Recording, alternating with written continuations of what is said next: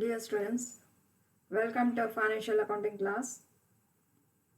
This is session 2 of accounting for amalgamation and absorption. In the previous session, we learned about the theory part of amalgamation and absorption. In this session, let us see one problem on amalgamation. Let us see the problem. The problem is like this.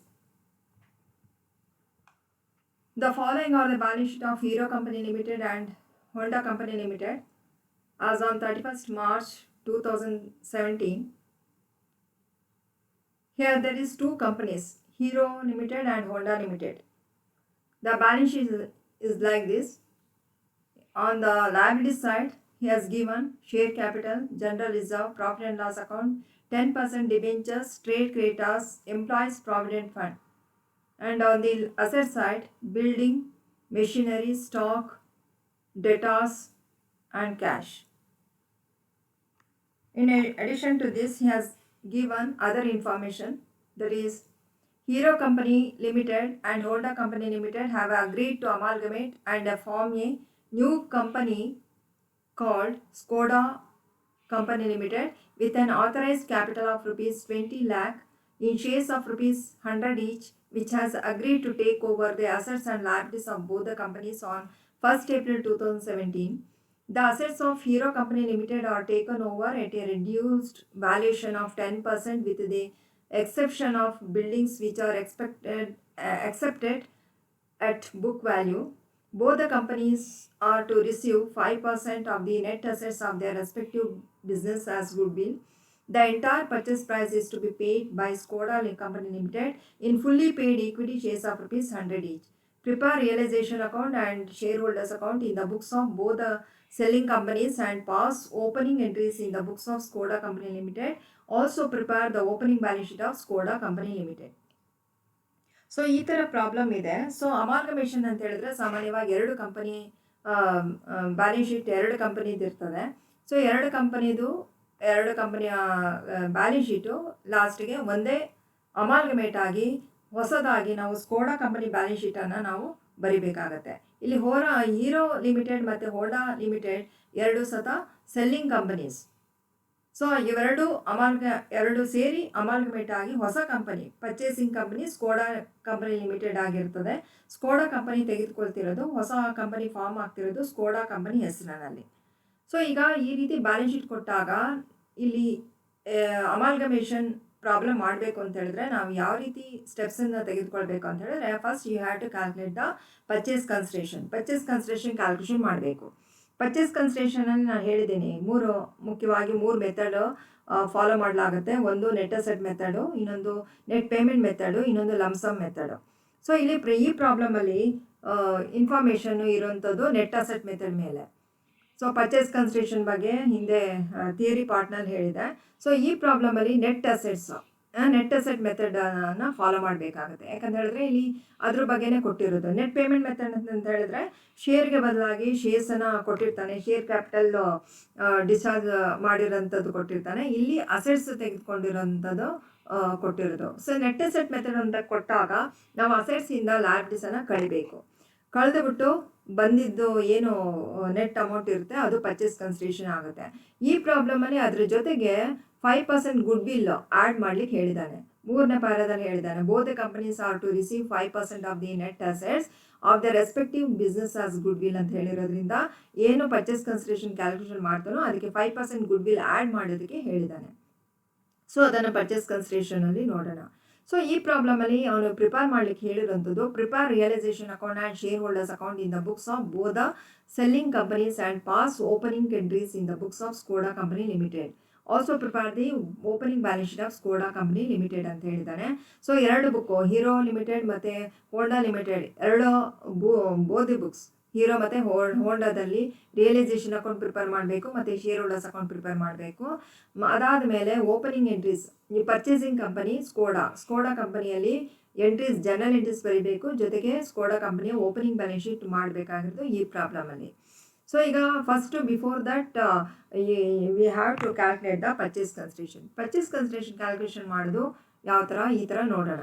So ಅವನು ಏನು ತೆಗೆದುಕೊಂಡಿರ್ತಾನೆ ಇಲ್ಲಿ ಹೇಳಿರೋದು ನೋಡಿ, second ಪ್ಯಾರಾದಲ್ಲಿ ಹೇಳಿದ್ದಾನೆ, the assets of hero company limited are taken over, hero company limited are taken over at a reduced valuation of 10% with exception of buildings which are accepted at book value ಅಂತ ಹೇಳಿದ್ದಾನೆ. Hero ಕಂಪನಿದು reduce ಮಾಡಿದ್ದಾನೆ, but ಹೋಂಡಾ ಕಂಪನಿಗೆ ಏನು information ಕೊಟ್ಟಿಲ್ಲದ ಕಾರಣ ಅದನ್ನು book ವ್ಯಾಲ್ಯೂಯಲ್ಲೇ ತೆಗೆದುಕೊಳ್ಬೇಕು. Hero ಕಂಪನಿಯಲ್ಲಿ 10% ಬಿಲ್ಡಿಂಗ್ ಬಿಟ್ಟು ಇನ್ನೆಲ್ಲ 10% ಮಾಡಿ ತೆಗೆದುಕೊಳ್ಬೇಕು. ಆದರೆ ಹೋಂಡಾ ಕಂಪನಿಯದು ಅಲ್ಲಿ ಏನು ಬುಕ್ ವ್ಯಾಲ್ಯೂಸ್ ಇದೆ ಅದನ್ನೇ ತೆಗೆದುಕೊಳ್ಬೇಕಾಗತ್ತೆ. ಅಸೆಟ್ಸ್ ಮತ್ತು ಲಯಬಿಲಿಟೀಸ್ ತೆಗೆದುಕೊಳ್ಬೇಕು. ಅಸೆಟ್ಸಿಂದ ಲಯಬಿಲಿಟೀಸನ್ನು ನಾವಿಲ್ಲಿ ಕಳಿಬೇಕು. ನೋಡೋಣ ಪರ್ಚೇಸ್ ಕನ್ಸಿಡರೇಷನು ನೋಡಿ. Agri value of assets buildings hero limited ಮತ್ತು ಹೋಂಡಾ ಲಿಮಿಟೆಡು. ಹೀರೋ ಲಿಮಿಟೆಡ್ದು ರೆಡ್ಯೂಸ್ ಮಾಡಿದೆ 10%, ಹೋಂಡಾ ಲಿಮಿಟೆಡ್ದು ಹಾಗೆ ತೆಗೆದುಕೊಂಡಿದೆ ನೋಡಿ. ಹೀರೋ ಕಂಪನಿಯಲ್ಲಿ ಬಿಲ್ಡಿಂಗು ಬಿಟ್ಟು ಎಕ್ಸೆಪ್ಷನ್ ಅಂತ ಹೇಳಿದ್ದಾನೆ, ಹಾಗಾಗಿ ಬಿಲ್ಡಿಂಗ್ ಬಿಟ್ಟು ಇನ್ನೆಲ್ಲ ಮೆಷಿನರಿ ನೋಡಿ 5,50,000 ಇದೆ. ಸೊ ಇಲ್ಲಿ 5,50,000 10% 55,000 ಕಳೆದ್ರೆ 4,95,000. ಆದರೆ ಹೋಂಡಾ ಲಿಮಿಟೆಡ್ದು 2,50,000 ಇದೆ. ಅದ್ರ ಬಗ್ಗೆ ಏನು ಚೇಂಜಸ್ ಹೇಳಿಲ್ಲ. 2,50,000 ನೋಡಿ, ಮೆಷಿನರಿ 2,50,000. ಸೊ ಇಲ್ಲಿ 2,50,000 ತೆಗೆದುಕೊಂಡಿರೋದು. ಹಾಗಾಗಿ ಹೋಂಡಾ ಕಂಪನಿದು ಏನೂ ಬದಲಾವಣೆ ಇಲ್ಲ. ಬ್ಯಾಲೆನ್ಸ್ ಶೀಟಲ್ಲಿ ಏನಿದೆಯೋ ಅದನ್ನೇ ತೆಗೆದುಕೊಂಡಿದೆ. ಏನು ಚೇಂಜಸ್ಸು ರೆಡ್ಯೂಸ್ ಮಾಡಿಲ್ಲ, ಇನ್ಕ್ರೀಸ್ ಮಾಡಿಲ್ಲ, ಏನೂ ಇಲ್ಲ. ಆದರೆ ಹೀರೋದು ಮಾತ್ರ ಅವನು ಇನ್ಫಾರ್ಮೇಷನ್ ಕೊಟ್ಟಿರೋದ್ರಿಂದ ಹಾಗಾಗಿ ಅಲ್ಲಿ 10% ಬಿಲ್ಡಿಂಗ್ ಬಿಟ್ಟು ಇನ್ನೆಲ್ಲ 10% ಲೆಸ್ ಮಾಡಿದೆ ಅಸೆಟ್ಸನ್ನು. ಸೊ ನೋಡಿ, ಬಿಲ್ಡಿಂಗು 1,50,000 ಅದು ರೆಡ್ಯೂಸ್ ಮಾಡೋಕ್ಕೆ ಹೇಳಿಲ್ಲ, ಹಾಗಾಗಿ ಅದನ್ನು ಹಾಗೆ ಬರೆದಿದೆ. ಮೆಷಿನರಿ ಹೀರೋ ಕಂಪನಿಯಲ್ಲಿ ಹೀರೋ ಲಿಮಿಟೆಡಲ್ಲಿ 5,50,000 10% 55,000 ಬರ್ತದೆ. ಅದನ್ನು ಕಳೆದುಬಿಟ್ಟು ತೋರಿಸಿರೋದು 4,95,000. ಹೋಂಡಾ ಲಿಮಿಟೆಡಲ್ಲಿ ಏನೂ ಚೇಂಜಸ್ ಇಲ್ಲ, 2,50,000. ಸ್ಟಾಕು ಹೀರೋ ಲಿಮಿಟೆಡಲ್ಲಿ 80,000 ಇದೆ. 10% ಅಂತ ಹೇಳಿದ್ರೆ 8,000 ಕಳೆದಾಗ 872,000. Honda limited as it is balance ಶೀಟಲ್ಲಿ ಇರೋದೆ. Book value 40,000, no changes. Debtors 70,000, 10% on 70,000 ಅಂದರೆ 7,000 ಕಳೆದುಬಿಟ್ಟು 63,000 ಹೋಂಡಾ ಲಿಮಿಟೆಡಲ್ಲಿ as it is 45,000 book value. ನಂತರ ಕ್ಯಾಶ್ 50 ಕ್ಯಾಶನ್ನ ಯಾವುದೇ ರೀತಿಯಲ್ಲೂ ರೆಡ್ಯೂಸ್ ಮಾಡಬಾರ್ದು. ಕ್ಯಾಶ್ ಹೇಗಿರುತ್ತೋ ಹಾಗೆ ಬರಿಬೇಕು. 15,000 ಇಲ್ಲೂ 5,000.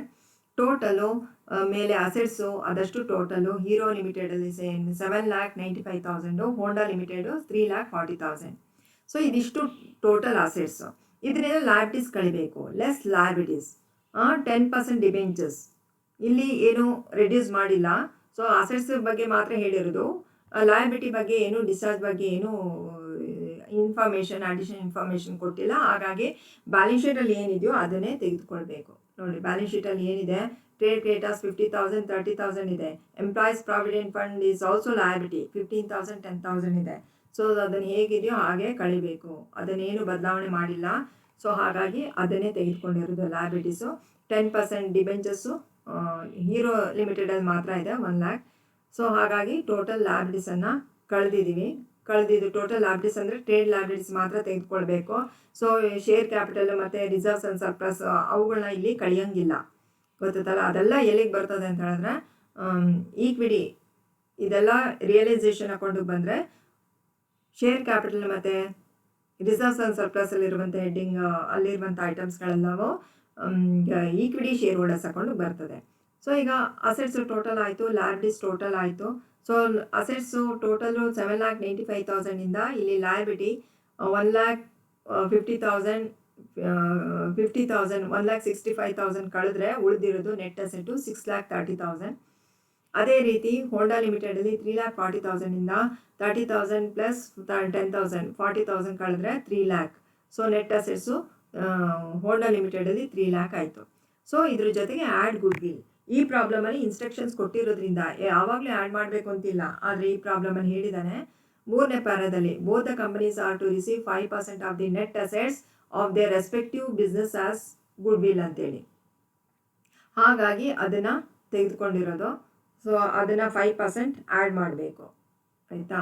ಸೊ ಆ್ಯಡ್ ಮಾಡಿ ಆ್ಯಡ್ ಗುಡ್ ವಿಲ್ 5% ಯಾವುದ್ರ ಮೇಲೆ 6,30,000 ಮೇಲೆ, ಆ ಕಡೆ 5% 3 lakh ಮೇಲೆ. ಕ್ಯಾಲ್ಕುಲೇಷನ್ ಮಾಡಿದಾಗ ಹೀರೋ ಲಿಮಿಟೆಡಲ್ಲಿ 31,500 ಬಂತು, ಅಲ್ಲಿ 15,000 ಹೋಂಡಾ ಲಿಮಿಟೆಡಲ್ಲಿ 15,000 ಬಂತು. ಸೊ ಅವೆರಡನ್ನ ಆ್ಯಡ್ ಮಾಡಿದಾಗ ಪರ್ಚೇಸ್ ಕನ್ಸಿಡರೇಷನ್ ಹೀರೋ ಲಿಮಿಟೆಡ್ದು 6,61,500, ಹೋಂಡಾ ಲಿಮಿಟೆಡ್ದು 3,15,000 ಪರ್ಚೇಸ್ ಕನ್ಸಿಡರೇಷನ್ ಇದೆ. ಸೊ ಈ ಪರ್ಚೇಸ್ ಕನ್ಸಿಡರೇಷನ್ನ ನಾವು ಎಲ್ಲಿ ತಗೋಬೇಕು? ರಿಯಲೈಸೇಷನ್ ಅಕೌಂಟಲ್ಲಿ ಕ್ರೆಡಿಟ್ ಸೈಡ್ ಬರೀಬೇಕು. ನೋಡಿ, ಹೀರೋ ಲಿಮಿಟೆಡ್ದು 6 lakh credit side, Skoda limited purchasing company ಹೆಸರು ಬರೆದು ಅಲ್ಲಿ ಬರೀಬೇಕು. ನಂತರ ನೋಡಿ, Honda company limited, Skoda limited credit ಸೈಡಲ್ಲಿ 3,15,000 ಅಲ್ಲಿ ಪರ್ಚೇಸ್ ಕನ್ಸಿಡರೇಷನ್ನ ಬರೀಬೇಕು. ಪರ್ಚೇಸಿಂಗ್ ಕಂಪನಿ ಹೆಸರು ಬರೆದು ಅಲ್ಲಿ ಬರೀಬೇಕು. ಸೊ ಆಯಿತು, ಈಗ ಪರ್ಚೇಸ್ ಕನ್ಸಿಡರೇಷನ್ ಬಗ್ಗೆ ಆಯಿತು. ನೆಕ್ಸ್ಟ್ ಈಗ ಪ್ರಿಪೇರ್ ಮಾಡೋಕ್ಕೆ ಹೇಳಿರೋದು, ಏನೇ ಪ್ರಾಬ್ಲಮ್ ಮಾಡಬೇಕು ಅಂದರೂ ಫಸ್ಟು ನಾವು ಪರ್ಚೇಸ್ ಕನ್ಸಿಡರೇಷನ್ ಕ್ಯಾಲ್ಕುಲೇಷನ್ ಮಾಡಬೇಕು. ಹಾಗಾಗಿ ಈ ಪ್ರಾಬ್ಲಮ್ ಈಗ ಪರ್ಚೇಸ್ ಕನ್ಸಿಡರೇಷನ್ ಕ್ಯಾಲ್ಕುಲೇಷನ್ ಮಾಡಾಗಿದೆ. ಸೊ ನೆಕ್ಸ್ಟು ನಾವು ರಿಯಲೈಸೇಷನ್ ಅಕೌಂಟು, ಹೀರೋ ಲಿಮಿಟೆಡ್ನ ರಿಯಲೈಸೇಷನ್ ಅಕೌಂಟ್ ಮತ್ತು ಈಕ್ವಿಟಿ ಶೇರ್ ಹೋಲ್ಡರ್ಸ್ ಅಕೌಂಟ್ ನೋಡೋಣ. ಸೊ ರಿಯಲೈಸೇಷನ್ ಅಕೌಂಟಲ್ಲಿ ಡೆಬಿಟ್ ಸೈಡ್ ಏನು ಬರೀಬೇಕು? ಅಸೆಟ್ಸ್ ಬರೀಬೇಕು. ಅಸೆಟ್ಸ್ ಯಾವುದು, ಏನು ಅಸೆಟ್ಸ್ ಇದೆಯಲ್ಲ, ಏನೇನು ಅಸೆಟ್ಸು ಲ್ಯಾಬಿಲಿಟೀಸನ್ನು ಪರ್ಚೇಸಿಂಗ್ ಕಂಪನಿ ಸೆಲ್ಲರ್ ಕಂಪನಿದು ಏನಿರುತ್ತೆ, ಸೊ ಅದೆಲ್ಲವನ್ನು ನಾವೆಲ್ಲಿ ಬರಿಬೇಕು? ರಿಯಲೈಸೇಷನ್ ಅಕೌಂಟಿಗೆ ಬರಿಬೇಕು. ಸೊ ಬರಿಬೇಕಾದ್ರೆ ಬ್ಯಾಲೆನ್ಸ್ ಶೀಟಲ್ಲಿರುವ ವ್ಯಾಲ್ಯೂಸೇ ಬರಿಬೇಕು. ಬುಕ್ ವ್ಯಾಲ್ಯೂ ಏನು ಬದಲಾವಣೆ ಇರೋಂಥದ್ದು ಬರಿಬಾರ್ದು, ಚೇಂಜಸ್ ಇದ್ದರೆ ಬರಿಬಾರ್ದು. ಈಗ ನೋಡಿ, ಪರ್ಚೇಸ್ ಕನ್ಸಿಡರೇಷನ್ ಲೆಸ್ ಮಾಡಿದ್ದೀವಿ, ಅದನ್ನು ಬರಿಬಾರ್ದು. ಸೊ ಬರಿಬೇಕಾದ್ರೆ ಬ್ಯಾಲೆನ್ಸ್ ಶೀಟಲ್ಲಿ ಏನು ಅಮೌಂಟ್ ಇದೆ ಅದನ್ನೇ ಬರಿಬೇಕಾಗುತ್ತೆ. ನೋಡಿ, 1,50,000 ಬಿಲ್ಡಿಂಗು, ಮೆಷಿನರಿ 5,50,000, ಸ್ಟಾಕ್ 80,000, ಡೆಟಾ 70,000, ಕ್ಯಾಶ್ 15,000 ಅದೆಲ್ಲವನ್ನು ರಿಯಲೈಸೇಷನ್ ಅಕೌಂಟ್ನ ಡೆಬಿಟ್ ಸೈಡ್ ಬರ್ಕೋಬೇಕು ಆ್ಯಸ್ ಇಟ್ ಈಸ್. ಅದೇ ಕ್ರೆಡಿಟ್ ಸೈಡಲ್ಲಿ ಲಯಬಿಲಿಟೀಸ್ ಏನಿದೆ ನೋಡಿ, ಲಯಬಿಲಿಟೀಸ್ ಸೈಡಲ್ಲಿ 10% debentures 1 lakh, trade creditors 50,000, employees provident fund 15,000 ಇದೆಲ್ಲವನ್ನು ಪರ್ಚೇಸಿಂಗ್ ಕಂಪನಿ ತೆಗೆದುಕೊಂಡಿದೆ. ಅದೇನು ತೆಗೆದುಕೊಂಡಿದೆಯೋ ಅದೆಲ್ಲವನ್ನು ಬರೀಬೇಕು. ಸೊ 1 lakh, ಈ ಕಡೆ 50,000 ಪ್ರಾವಿಡೆಂಟ್ ಫಂಡ್ 15,000. ಇಷ್ಟಾದಮೇಲೆ ಪರ್ಚೇಸ್ ಕನ್ಸಿಡರೇಷನ್ 6,61,500 ಬರೀಬೇಕು. ಇದನ್ನು ಬರಿಬೇಕಾದ್ರೆ ಪರ್ಚೇಸಿಂಗ್ ಕಂಪನಿ ಹೆಸರು ಬರೀಬೇಕು. ಬೈ ಸ್ಕೋಡಾ ಲಿಮಿಟೆಡ್ ಅಂತ ಹೇಳಿ ಬರೆದು ಪರ್ಚೇಸ್ ಕನ್ಸಿಡರೇಷನ್ ಕ್ಯಾಲ್ಕುಲೇಷನ್ ಮಾಡಿರ್ತೀರಲ್ಲ ನೋಡಿ, 6 lakh ಹೀರೋ ಲಿಮಿಟೆಡ್ದು ಲಾಸ್ಟಿಗೆ 6,61,500 ಇದೆಯಲ್ಲ ಅದನ್ನು ಇಲ್ಲಿ ಬರಿಬೇಕು. ಪ್ರತಿ ಸರಿನೂ ರಿಯಲೈಸೇಷನ್ ಅಕೌಂಟ್ ಬರಿಬೇಕಾದ್ರೆ ಪರ್ಚೇಸ್ ಕನ್ಸಿಡರೇಷನನ್ನು ಕ್ರೆಡಿಟ್ ಸೈಡಲ್ಲಿ ಪರ್ಚೇಸಿಂಗ್ ಕಂಪನಿ ಹೆಸರು ಬರೆದು ಬರಿಬೇಕು. ಇಷ್ಟ ಆಯಿತು. ಸೊ ಇದಾದ ಮೇಲೆ ಇಲ್ಲೇನು ಟೋಟಲ್ ಇನ್ನೇನು ಬರೆಯಲಿಕ್ಕೆ ಇಲ್ಲ ಈ ಪ್ರಾಬ್ಲಮಲ್ಲಿ. ಅಕಸ್ಮಾತ್ ಪ್ರಿಫರೆನ್ಸ್ ಶೇರ್ ಹೋಲ್ಡರ್ ಅಕೌಂಟ್ ಇತ್ತು ಅಂತ ಹೇಳಿದ್ರೆ preference share holder account close ಮಾಡಿ ಇಲ್ಲಿಗೆ ಟ್ರಾನ್ಸ್ಫರ್ ಮಾಡಿ ರಿಯಲೈಸೇಷನ್ ಅಕೌಂಟ್ ಕ್ಲೋಸ್ ಮಾಡಬೇಕು. ಈ ಪ್ರಾಬ್ಲಮಲ್ಲಿ ಪ್ರಿಫರೆನ್ಸ್ ಶೇರ್ ಹೋಲ್ಡರ್ ಬಗ್ಗೆ ಕೊಟ್ಟಿಲ್ಲ, ಅದಕ್ಕೋಸ್ಕರ ಈಗ ರಿಯಲೈಸೇಷನ್ ಅಕೌಂಟು ಕ್ಲೋಸ್ ಮಾಡ್ಬೋದು. ಕ್ಲೋಸ್ ಮಾಡಬೇಕು, ಯಾವ ಕಡೆ ಜಾಸ್ತಿ ಇದೆ ನೋಡ್ಕೋಬೇಕು. ಈ ಪ್ರಾಬ್ಲಮಲ್ಲಿ ಡೆಬಿಟ್ ಸೈಡ್ ಜಾಸ್ತಿ ಇದೆ 8,65,000, ಕ್ರೆಡಿಟ್ ಸೈಡ್ಗೆ ಅದನ್ನೇ ಬರೀರಿ 8,65,000 ಬರೆದು ಮೇಲಿರುವಂಥ ಅಮೌಂಟು 1,50,000, 15,000, 6,61,500 ಕಳೆದ್ರೆ ಉಳಿದಿರೋದು 38,500. ಈ ಡಿಫ್ರೆನ್ಸನ್ನು ಎಲ್ಲಿಗೆ ಟ್ರಾನ್ಸ್ಫರ್ ಮಾಡಬೇಕು? ಈಕ್ವಿಟಿ ಶೇರ್ ಹೋಲ್ಡರ್ಸ್ಗೆ ಟ್ರಾನ್ಸ್ಫರ್ ಮಾಡಬೇಕು. ಈ ಕಡೆ ಡಿಫ್ರೆನ್ಸ್ ಬಂದರೆ ಲಾಸು, ಡೆಬಿಟ್ ಸೈಡ್ ಡಿಫ್ರೆನ್ಸ್ ಬಂದರೆ ಪ್ರಾಫಿಟ್ ಅಂತ ಟ್ರೀಟ್ ಮಾಡ್ತೀವಿ. ಸೊ ಟ್ರೀಟ್ ಮಾಡಬೇಕು. ಸೊ ಈ ಈಕ್ವಿಟಿ ಶೇರ್ ಹೋಲ್ಡರ್ಸ್ ಲಾಸ್ ಏನು ಬಂದಿದೆ ಅದನ್ನು ಈಕ್ವಿಟಿ ಶೇರ್ ಹೋಲ್ಡರ್ಸ್ಗೆ ಡೆಬಿಟ್ ಸೈಡ್ ಟ್ರಾನ್ಸ್ಫರ್ ಮಾಡ್ಕೋಬೇಕು. ಡೆಬಿಟ್ ಸೈಡಲ್ಲಿ ಟ್ರಾನ್ಸ್ಫರ್ ಮಾಡ್ಕೋಬೇಕು. ನೋಡಿ, ಇಲ್ಲಿ 38,500 ಇದೆ. ನೆಕ್ಸ್ಟ್ ಈಕ್ವಿಟಿ ಶೇರ್ ಹೋಲ್ಡರ್ಸ್ ಅಕೌಂಟಿಗೆ ಬನ್ನಿ. ಡೆಬಿಟ್ ಸೈಡಲ್ಲಿ ಮೇಲೆ ಇರುವಂತಹ ಲಾಸನ್ನು ಟ್ರಾನ್ಸ್ಫರ್ ಮಾಡಿದೆ ಟು ರಿಯಲೈಸೇಷನ್ 38,500. ಇದಾದಮೇಲೆ ಈಕ್ವಿಟಿ ಶೇರ್ ಹೋಲ್ಡರ್ಸ್ ಅಕೌಂಟಲ್ಲಿ ಇನ್ನೇನು ಬರೀಬೇಕು? ಕ್ರೆಡಿಟ್ ಸೈಡಲ್ಲಿ ಫಸ್ಟು ಈ ಶೇರ್ ಕ್ಯಾಪಿಟಲ್ ಬರೀಬೇಕು. ಬ್ಯಾಲೆನ್ಸ್ ಶೀಟಲ್ಲಿ ಏನು ಕೊಟ್ಟಿದೆ ಈಕ್ವಿಟಿ ಶೇರು ಅದನ್ನು ಬರೀಬೇಕು. ನೋಡಿ, ಶೇರ್ ಕ್ಯಾಪಿಟಲ್ ಹೀರೋ ಲಿಮಿಟೆಡಲ್ಲಿ 5 lakh ಇದೆ. ಶೇರ್ಸ್ ಆಫ್ ₹10 ಈಚ್ 5 lakh ಅದನ್ನು ಬರ್ಕೋಬೇಕು. ಅದನ್ನು ಕ್ರೆಡಿಟ್ ಸೈಡಲ್ಲಿ ಬರೀಬೇಕು. By share capital 5 lakh. ಇದರ ಜೊತೆಗೆ ರಿಸರ್ವ್ಸ್ ಆ್ಯಂಡ್ ಸರ್ಪ್ಲಸಲ್ಲಿರುವಂಥ general reserve, profit and loss account ಅದನ್ನು ಬರೀಬೇಕು. ನೋಡಿ, general reserve 1,20,000, profit and loss account 80,000 ಇದನ್ನು ಸಹ ಈಕ್ವಿಟಿ ಶೇರ್ ಹೋಲ್ಡರ್ಸ್ಗೆ ಯಾವಾಗಲೂ ಟ್ರಾನ್ಸ್ಫರ್ ಮಾಡಬೇಕು. ಆ ಥರ ರಿಸರ್ವ್ಸ್ ಆ್ಯಂಡ್ ಸರ್ಪ್ಲಸ್ ಇರುವಂಥದ್ದು ಇಲ್ಲಿ ಬರೀಬೇಕು. General reserve 1,20,000, profit and loss account 80,000. ಈಗ ಕ್ಲೋಸ್ ಮಾಡೋಕ್ಕಿಂತ ಮುಂಚೆ ಈ ಕಡೆ 6,61,500 ಇದೆಯಲ್ವಾ, ಸೊ ಅಷ್ಟನ್ನು ಡಿಸ್ಚಾರ್ಜ್ ಮಾಡಿದ್ದಾನೆ. ಸೊ ಅದನ್ನು ಏನು ಕೊಟ್ಟಿದ್ದಾನೆ ಪ್ರಾಬ್ಲಮಲ್ಲಿ ಹೇಳಿದ್ದಾನೆ ನೋಡಿ, ಗುಡ್ ವಿಲ್ ಆದಮೇಲೆ 3ನೇ ಪ್ಯಾರಾದಲ್ಲಿ ಗುಡ್ ವಿಲ್ ಆದಮೇಲೆ ಹೇಳಿದ್ದಾನೆ, the entire purchase price is to be paid by Skoda Limited in fully paid equity shares of ₹100 each. So ಅದನ್ನು ಡಿಸ್ಟ್ರಿಬ್ಯೂಟ್ ಮಾಡ್ತಿರೋದು ಈಕ್ವಿಟಿ ಶೇರ್ಸ್. ಆ ಪರ್ಚೇಸ್ ಕನ್ಸಿಡರೇಷನ್ 6,61,000 ಕ್ಯಾಲ್ಕುಲೇಷನ್ ಮಾಡಿದ್ರಲ್ವಾ, ಅದಕ್ಕೆ ಅಷ್ಟಕ್ಕೂ ಕೊಡ್ತಿರೋದು ಈಕ್ವಿಟಿ ಶೇರ್ಸ್. ಅದನ್ನೇ ಇಲ್ಲಿ ಬರಬೇಕು. ಈಕ್ವಿಟಿ ಶೇರ್ ಹೋಲ್ಡರ್ಸ್ ಅಕೌಂಟಲ್ಲಿ ಡೆಬಿಟ್ ಸೈಡ್ ಇದೆಯಲ್ಲ, ಈ shares that is equity shares. Equity shares issue ಮಾಡ್ತಾ ಇದ್ದಾನೆ. ಸೊ 6,61,500 ಅಷ್ಟಕ್ಕೂ ಸತ ಸ್ಕೋಡಾ ಕಂಪನಿದು ಈಕ್ವಿಟಿ ಶೇರ್ಸ್ ಕೊಡ್ತಿರೋದು. ಸೊ ಅದನ್ನು ಈಕ್ವಿಟಿ ಶೇರ್ಸ್ ಕೊಟ್ಟರೆ ಈಕ್ವಿಟಿ ಶೇರ್ಸ್ ಬರೀಬೇಕು, ಕ್ಯಾಶ್ ಕೊಟ್ಟಿದ್ರೆ ಕ್ಯಾಶ್ ಬರೀಬೇಕು. ಇಲ್ಲಿ ಅಷ್ಟಕ್ಕೂ ಸತ ಕೊಟ್ಟಿರೋದು ಈಕ್ವಿಟಿ ಶೇರ್ಸ್, ಅದಕ್ಕೆ ಈಕ್ವಿಟಿ ಶೇರ್ಸ್ ಅಂತ ಬರೆದು 6,61,500 ಪರ್ಚೇಸ್ ಕನ್ಸಿಡರೇಷನ್ ಏನಿದೆ ಅದನ್ನು ಬರೀಬೇಕು. ಗೊತ್ತಾಯ್ತಾ? ಸೊ ಈಗ ಟೋಟಲ್ ಇಲ್ಲಿ ಟ್ಯಾಲಿ ಆಗುತ್ತೆ. ಅಕಸ್ಮಾತ್ ಏನಾದ್ರು ಡಿಫ್ರೆನ್ಸ್ ಬಂದರೆ ಬ್ಯಾಂಕ್ ಅಕೌಂಟ್ಗೆ ಹಾಕಿ. ಸೊ ಇಲ್ಲೇನು ಡಿಫ್ರೆನ್ಸ್ ಇಲ್ಲ. ಸೊ ಟೋಟಲ್ 7 lakh ಟ್ಯಾಲಿ ಆಗುತ್ತೆ ಸಾಮಾನ್ಯ. ಸೊ 2 ಕಡೆನೂ ಈಕ್ವಲ್ ಆಗಿ 7 lakh ಇದೆ, ನೋ ಡಿಫ್ರೆನ್ಸ್. ಸೊ ಇದಿಷ್ಟು ಹೀರೋ ಕಂಪನಿ ಲಿಮಿಟೆಡ್. ಇದೇ ಥರ ನೆಕ್ಸ್ಟು ಹೋಂಡಾ ಕಂಪನಿ ಲಿಮಿಟೆಡ್ದು ಬರಿಬೇಕು. ಇಲ್ಲಿ ಬೋಧೆ ಕಂಪನೀಸ್ ಅಂತ ಹೇಳಿರೋದ್ರಿಂದ 2 ಕಂಪನಿದು ಬರಿಬೇಕು. ಕೆಲವೊಂದು ಸರಿ ಒಂದೇ ಕಂಪನಿದು ಕೇಳ್ತಾನೆ, ಆಗ ಒಂದೇ ಕಂಪನಿದು ಯಾವ್ದು ಕೇಳ್ತಾನೆ, ಇನ್ಸ್ಟ್ರಕ್ಷನ್ಸ್ ಯಾವ್ದು ಕೊಟ್ಟಿರ್ತಾರೆ ಅದ್ರ ಪ್ರಕಾರ ಮಾಡಬೇಕು. ಈ ಪ್ರಾಬ್ಲಮಲ್ಲಿ ಬೋಧೆ ಕಂಪನೀಸ್ ಅಂತ ಹೇಳಿರೋದ್ರಿಂದ ರಿಯಲೈಸೇಷನ್ ಅಕೌಂಟ್ ಮತ್ತು equity shareholders account 2 company ಮಾಡಬೇಕು. ಈಗ ಹೀರೋ ಕಂಪನಿ ನೋಡಿದ್ವಿ, ಈಗ Honda company realisation account equity shareholders ನೋಡೋಣ. So realisation account debit side ನೋಡಿ, ಮಾಮೂಲಿ ಈಗ ಹೋಂಡಾ ಕಂಪನಿ ಲಿಮಿಟೆಡ ಬ್ಯಾಲೆನ್ಸ್ ಶೀಟಲ್ಲಿರುವಂಥ ಅಮೌಂಟ್ ಎಲ್ಲವನ್ನು ಬರಿಬೇಕು. ನೋಡಿ, ಹೋಂಡಾ ಕಂಪನಿಯಲ್ಲಿ ಇರುವಂಥ ಮೆಷಿನರಿ, ಬಿಲ್ಡಿಂಗ್ ಇಲ್ಲ, ಮೆಷಿನರಿ, ಸ್ಟಾಕು, ಡೆಟಾಸು, ಕ್ಯಾಶ್ ಇಷ್ಟು ರಿಯಲೈಸೇಷನ್ ಅಕೌಂಟ್ನ ಡೆಬಿಟ್ ಸೈಡಲ್ಲಿ ಬರಿಬೇಕು. ನೋಡಿ, ಮೆಷಿನರಿ, ಸ್ಟಾಕು, ಡೆಟಾಸ್, ಕ್ಯಾಶ್ ಅಲ್ಲಿ ಏನು ಅಮೌಂಟ್ ಇದೆ ಅದನ್ನೇ ಬರಿಬೇಕು. ಯಾವಾಗಲೂ ಬುಕ್ ವ್ಯಾಲ್ಯೂಸ್ ಬ್ಯಾಲೆನ್ಸ್ ಶೀಟಲ್ಲಿರೋದೇ ಫಸ್ಟ್ ಬರ್ಕೋಬೇಕು. ನಂತರ ಕ್ರೆಡಿಟ್ ಸೈಡಲ್ಲಿ ಲ್ಯಾಬಿಲಿಟಿ ಸೈಡಲ್ಲಿ ಇರುವಂಥದ್ದು ಬರಿಬೇಕು. ಇಲ್ಲಿ ಏನಿದೆ ಲ್ಯಾಬಿಲಿಟಿ ಸೈಡಲ್ಲಿ ನೋಡಿ, ಟ್ರೇಡ್ ಕ್ರೆಡಿಟರ್ಸ್ 30,000 ಇದೆ, ಎಂಪ್ಲಾಯೀಸ್ ಪ್ರಾವಿಡೆಂಟ್ ಫಂಡ್ 10,000 ಇದೆ, ಡಿಬೆಂಚರ್ಸ್ ಇಲ್ಲಿ ಇಲ್ಲ.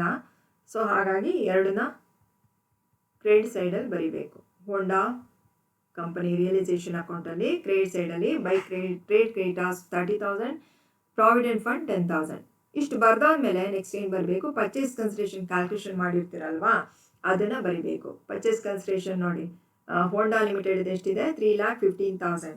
ಅದನ್ನು ರಿಯಲೈಸೇಷನ್ ಅಕೌಂಟ್ನ ಕ್ರೆಡಿಟ್ ಸೈಡಲ್ಲಿ ಬರಿಬೇಕು. By Skoda limited purchasing company ಹೆಸರು ಬರಿಬೇಕು. ಬೈ ಸ್ಕೋಡಾ ಲಿಮಿಟೆಡ್ 3,15,000 ಆಯಿತು. ಇನ್ನೇನು ಬರೆಯಲಿದ್ದಕ್ಕೆ ಈ ಪ್ರಾಬ್ಲಮಲ್ಲಿ ಇಲ್ಲ.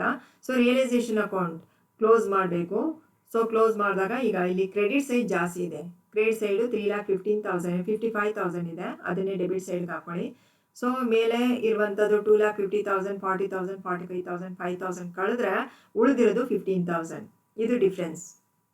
ಸೊ ಈಗ ಇಲ್ಲಿ ಡೆಬಿಟ್ ಸೈಡಲ್ಲಿ ಡಿಫ್ರೆನ್ಸ್ ಬರ್ತಿದೆ, ಇದನ್ನು ಪ್ರಾಫಿಟ್ ಅಂತ ಹೇಳಿ ಟ್ರೀಟ್ ಮಾಡ್ತೀವಿ.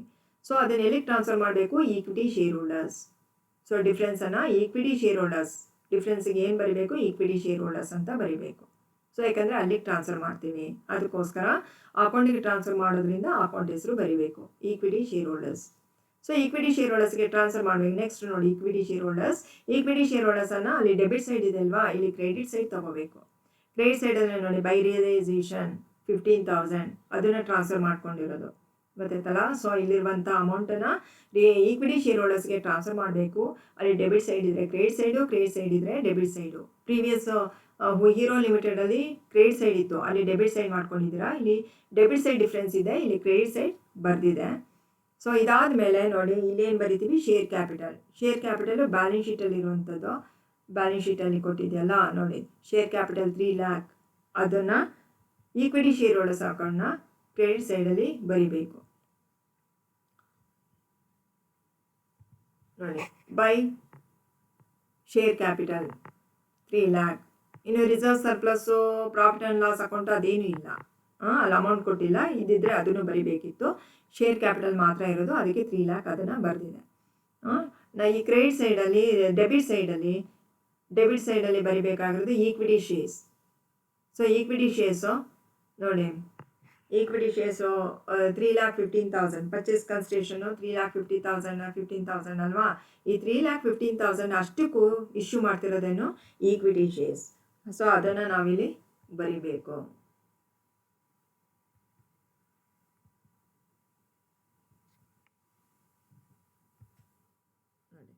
ಹೋಂಡಾ ಲಿಮಿಟೆಡ್ ಈಕ್ವಿಟಿ ಶೇರ್ಸ್. ಯಾಕಂತ ಹೇಳಿದ್ರೆ ಅದಕ್ಕೆ ಬದಲಾಗಿ ಪರ್ಚೇಸ್ ಕನ್ಸಿಡರೇಷನ್ಗೆ 3,15,000 ಅಷ್ಟಕ್ಕೂ ಕೊಡ್ತಿರೋದು ಈಕ್ವಿಟಿ ಶೇರ್ಸ್. ಕೆಲವು ಸರಿ ಕ್ಯಾಶ್ ಕೊಡ್ತಾನೆ, ಆಗ ಈಕ್ವಿಟಿ ಶೇರ್ಸು ಕ್ಯಾಶ್ ಇದ್ದರೆ ಕ್ಯಾಶ್ ಬರಿಬೋದು, ಪ್ರಿಫರೆನ್ಸ್ ಶೇರ್ಸ್ ಕೊಟ್ಟಿದ್ರೆ ಪ್ರಿಫರೆನ್ಸ್ ಶೇರ್ಸ್ ಬರಿಬೋದು. ಸೊ ಈ ಪ್ರಾಬ್ಲಮಲ್ಲಿ 3,15,000 ಅಷ್ಟು ಪರ್ಚೇಸ್ ಕನ್ಸಿಡರೇಷನ್ಗೆ ಕೊಟ್ಟಿರೋಂಥದ್ದು ಈಕ್ವಿಟಿ ಶೇರ್ಸ್. ಅದಕ್ಕೋಸ್ಕರ ಈಕ್ವಿಟಿ ಶೇರ್ಸ್ ಇನ್ ಸ್ಕೋಡಾ ಕಂಪನಿ ಲಿಮಿಟೆಡ್ ಅಂತ ಬರಿಬೋದು. ಈಕ್ವಿಟಿ ಶೇರ್ಸ್ ಇನ್ ಸ್ಕೋಡಾ ಕಂಪನಿ ಲಿಮಿಟೆಡ್ ಅಂತೇಳಿ ಬರಿಬೋದು. ಸೊ ಇಲ್ಲೂ ಅಷ್ಟೇ ಈಕ್ವಿಟಿ ಶೇರ್ಸ್ ಇನ್ ಸ್ಕೋಡಾ ಲಿಮಿಟೆಡ್ ಅಂತ ಬರಿಬೋದು, ಆಯಿತಾ. So equity shares 3,15,000. ಸೊ ಇದಾದಮೇಲೆ ಇಲ್ಲಿ ಏನು ಡಿಫ್ರೆನ್ಸ್ ಇಲ್ಲ. ಸೊ ಟೋಟಲ್ ಎರಡು ಕಡೆಯೂ ಈಕ್ವಲ್ ಇದೆ, ಟ್ಯಾಲಿ ಆಗಿದೆ. ಸೊ ಇದಾದಮೇಲೆ ನೆಕ್ಸ್ಟು ಕೇಳಿರೋದು journal entries in the books of Skoda limited. Purchasing ಕಂಪನಿಯಲ್ಲಿ ಜರ್ನಲ್ ಎಂಟ್ರೀಸ್ ಕೇಳಿದ್ದಾನೆ. ಸೊ ಪರ್ಚೇಸಿಂಗ್ ಕಂಪನಿಯಲ್ಲಿ ಜರ್ನಲ್ ಎಂಟ್ರೀಸು ಏನು ಬರಿಬೇಕು? ಸಾಮಾನ್ಯವಾಗಿ ಪರ್ಚೇಸಿಂಗ್ ಕಂಪನಿಯಲ್ಲಿ ಜರ್ನಲ್ ಎಂಟ್ರೀಸ್ ಕೇಳ್ತಾನೆ.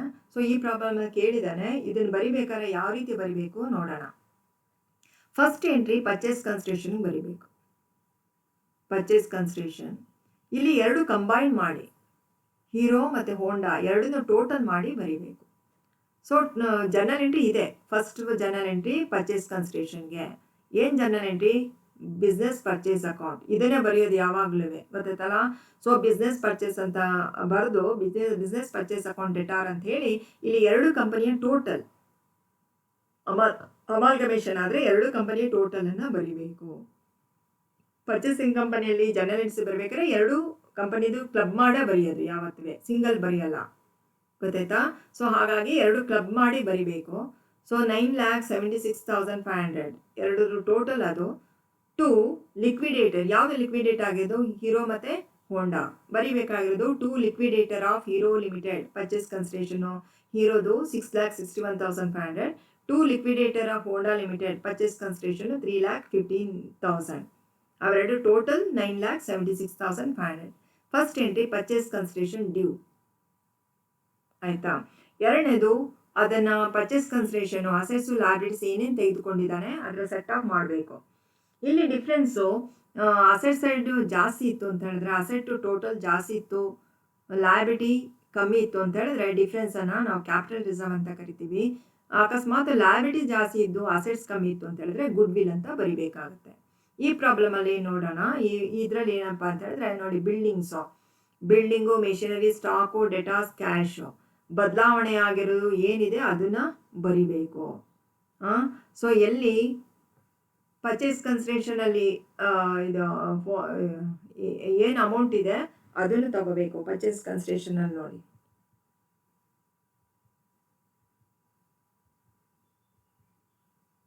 ಪರ್ಚೇಸ್ ಕನ್ಸಿಡರೇಷನಲ್ಲಿ building 1,50,000, machinery 4,95,000 plus 2,50,000, stock 72,000 plus 40,000, ಡೇಟಾ 63,000 45,000, ಕ್ಯಾಶ್ 15,000 5,000. ಇಲ್ಲಿ ಹೀರೋ ಲಿಮಿಟೆಡ್ ಬದಲಾವಣೆ ಆಗಿದೆ, ಹೋಂಡಾದ್ರಲ್ಲಿ ಬದಲಾವಣೆ ಆಗಲ್ಲ, ಬುಕ್ ವ್ಯಾಲ್ಯೂಸೇ ಇದೆ. ಸೊ ಇಲ್ಲೇನು ಬದಲಾವಣೆ ಆಗಿದ್ರೆ ಬದಲಾವಣೆ ಆಗಿ ತಗೋಬೇಕು, ಇಲ್ಲ ಅಂದರೆ ಬುಕ್ ವ್ಯಾಲ್ಯೂಸೇ ತೆಗೆದುಕೊಳ್ಬೇಕು. ಇವೆರಡು ಟೋಟಲ್ ಇದೆಯಲ್ಲ, ಈಗ ಬಿಲ್ಡಿಂಗು 1,50,000, ಮೆಷಿನರಿ 4,95,000 ಪ್ಲಸ್ 2,50,000 ಅವೆರಡು ಟೋಟಲ್ ಬರೀಬೇಕು. ಸ್ಟಾಕ್ 72,000 ಪ್ಲಸ್ 40,000, ಡೇಟಾ 63,000 45,000, ನಂತರ ಕ್ಯಾಶ್ 15,000 5,000 ಅವರ ಟೋಟಲ್ ತಗೋಬೇಕು. ನಂತರ ಇಲ್ಲಿ debentures 1 lakh, trade creditors 50,000 plus 30,000, provident fund 15,000 ಮತ್ತು 10,000. ಸೊ ಇವಿಷ್ಟು ಟೋಟಲ್ ಇಲ್ಲಿ ಅಸೆಟ್ಸ್ ಮತ್ತು ಲಯಬಿಲಿಟೀಸ್ ಇಲ್ಲಿ ಬರೀಬೇಕು. ನೋಡಿ, ಗುಡ್ ವಿಲ್ ಅದು ಡಿಫ್ರೆನ್ಸು, ಬಿಲ್ಡಿಂಗು ಡಿಫ್ರೆನ್ಸ್ ಅಲ್ಲ, ಗುಡ್ ವಿಲ್ ಆ್ಯಡ್ ಮಾಡಿದೆಯಲ್ಲ ಪರ್ಚೇಸ್ ಕನ್ಸಿಡರೇಷನ್ಗೆ, ಇದು ಪರ್ಚೇಸ್ ಕನ್ಸಿಡರೇಷನಲ್ಲಿ ಆ್ಯಡ್ ಗುಡ್ ವಿಲ್ 5% ಇದೆಯಲ್ಲ, ಇಲ್ಲಿ ಅವನೇ ಕೊಟ್ಬಿಟ್ಟಿದ್ದಾನೆ, ಇಲ್ಲ ಅಂದರೆ ಡಿಫ್ರೆನ್ಸ್ ಬರ್ತದೆ. ಸೊ ಇಲ್ಲಿ ಅವನೇ ಕ್ಯಾಲ್ಕುಲೇಷನ್ ಮಾಡೋಕ್ಕೆ ಹೇಳಿರೋದ್ರಿಂದ ಎರಡು ಕಡೆ ಟ್ಯಾಲಿ ಆಗುತ್ತೆ. ಸೊ ಇಲ್ಲಿರುವಂಥ 31,500 ಮತ್ತು 15,000 ಅದನ್ನು ತೆಗೆದುಕೊಂಡಿರೋದು, ಅದ್ರ ಟೋಟಲ್ ಬರೀಬೇಕು. ಗುಡ್ ವಿಲ್ ಅವೆರಡು ಟೋಟಲು, ಬಿಲ್ಡಿಂಗು 1,50,000, ಮೆಷಿನರಿ ನೋಡಿ ಎರಡು ಟೋಟಲ್ ಬರೀಬೇಕು. ಅಲ್ಲಿ ಪರ್ಚೇಸ್ ಕನ್ಸಿಡರೇಷನಲ್ಲಿ ಏನು ಟೋಟಲ್ ಏನು ಅಮೌಂಟ್ ಇದೆ ಅದೆರಡು ಟೋಟಲ್ ಮಾಡಿ ಬರೆದಿರೋದು. ಸೊ ಈ ರೀತಿ ಬರೆದಿದೆ ಅಸೆಟ್ಸ್ ಎಲ್ಲ. ಅದೇ ರೀತಿ ಲಯಬಿಲಿಟೀಸು ಅಷ್ಟೇ, debentures, trade creditors, provident fund ಎಲ್ಲ ಟೋಟಲ್ ಬರೆದಿರೋದು. ಮತ್ತು ಲಾಸ್ಟ್ಗೆ ಬಿಸ್ನೆಸ್ ಪರ್ಚೇಸಲ್ಲಿ ಪರ್ಚೇಸ್ ಕನ್ಸಿಡರೇಷನ್ ಏನಿದೆಯೋ ಮೇಲೆ ಪರ್ಚೇಸ್ ಕನ್ಸಿಡರೇಷನ್ ಮೇಲೆ ಬರೆದಿದ್ದಾರೆ ಬಿಸ್ನೆಸ್ ಪರ್ಚೇಸ್, ಅದನ್ನು ಬರೀಬೇಕು. ಬಿಸ್ನೆಸ್ ಪರ್ಚೇಸ್ ಟೋಟಲ್ ಅಮೌಂಟನ್ನು ಬರೀಬೇಕು.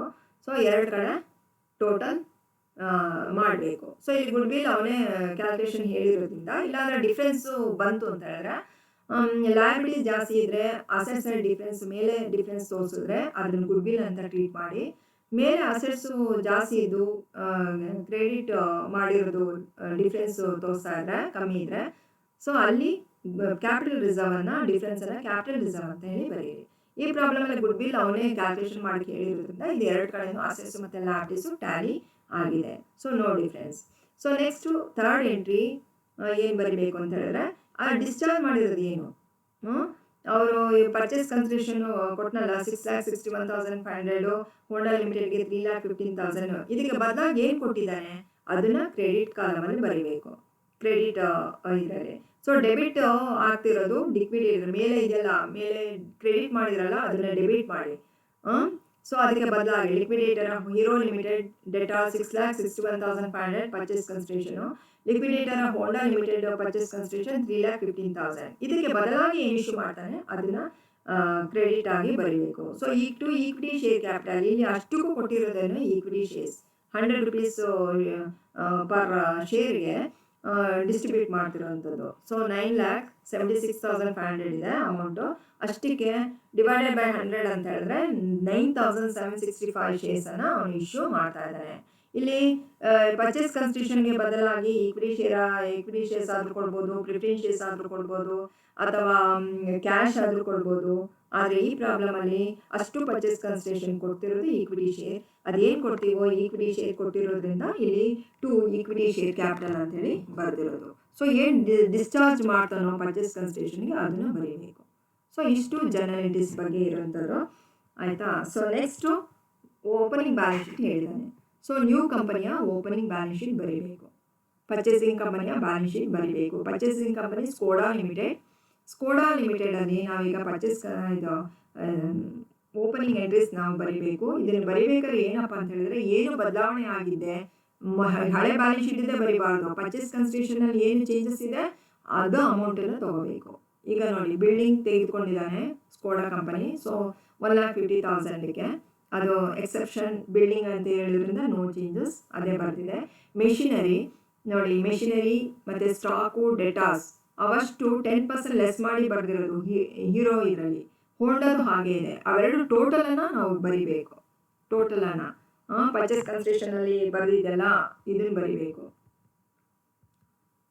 ನೋಡಿ ಹೀರೋದು 4,95,000, ಹೋಂಡಾ 2,50,000, ಸ್ಟಾಕು 72,000, ಹೋಂಡಾ 40,000, ಡೆಟಾ 63,000, ಹೋಂಡಾ 45,000 ಅದಷ್ಟು ಟೋಟಲನ್ನು ಬ್ಯಾಲೆನ್ಸ್ ಶೀಟಲ್ಲಿ ಬರೀಬೇಕು.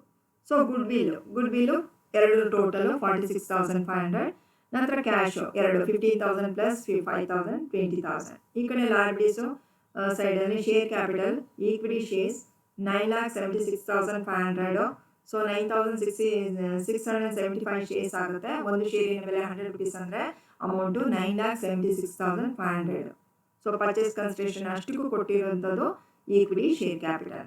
ನಂತರ debentures 1 lakh, trade creditors 80,000, provident fund 25,000. ಎರಡರದ್ದು ಟೋಟಲ್ ಇವೆಲ್ಲ ಹೀರೋ ಮತ್ತು ಹೋಂಡದು ಕ್ಲಬ್ ಮಾಡಿ ಬರೀಬೇಕು. ಸೊ ಟೋಟಲ್ 2 ಕಡೆ ಟೋಟಲ್ ಮಾಡಿದಾಗ ಟ್ಯಾಲಿ ಆಗಬೇಕು. ಸೊ ಈ ರೀತಿ ಇದೆ ಪ್ರಾಬ್ಲಮ್ಮು. ಸೊ ಇಲ್ಲಿಗೆ ಅಕಸ್ಮಾತ್ ಏನಾದರೂ ಇಲ್ಲಿ ಡಿಫ್ರೆನ್ಸ್ ಇತ್ತು ಅಂತ ಹೇಳಿದ್ರೆ ಎಲ್ಲರೂ ಮಿಸ್ಟೇಕ್ ಆಗಿರುತ್ತೆ ಅಂತೇಳಿ. ಸೊ 2 ಕಡೆ ಟೋಟಲ್ ಟ್ಯಾಲಿ ಆಗಬೇಕು.